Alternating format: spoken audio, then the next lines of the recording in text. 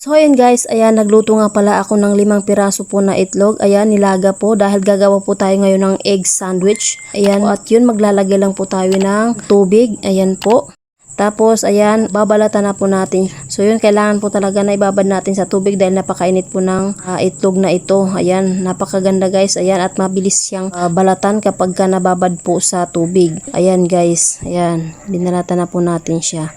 At yun guys, ayan, at ito na po, at 4 na piraso lang po yung aking gagawin. Guys, i-mix lang po natin, ayan na po. At yun, ito po yung gagamitin po natin, the original Mafran all-purpose dressing. Ayan po yung gagamitin po natin guys. Ayan na po, at ibuhos na po natin. Ayan. At yun, i-mix lang po natin hanggang sa maging malapot na po yung ating gagawin po na egg sandwich. Ayan po, at syempre meron tayong sliced bread. At yun, maglagay na po tayo ng egg sandwich. Ayan, sliced bread. Ayan po yung nagawa po natin na nalagyan natin ng palaman. At yun guys, meron din po kaming saging. At yan, meron din po kaming, ayan, dates. At yun guys, hindi po mawawala ang 24/7 orange juice. So ayan guys, ayan po yung kakainin po namin. Kain tayo.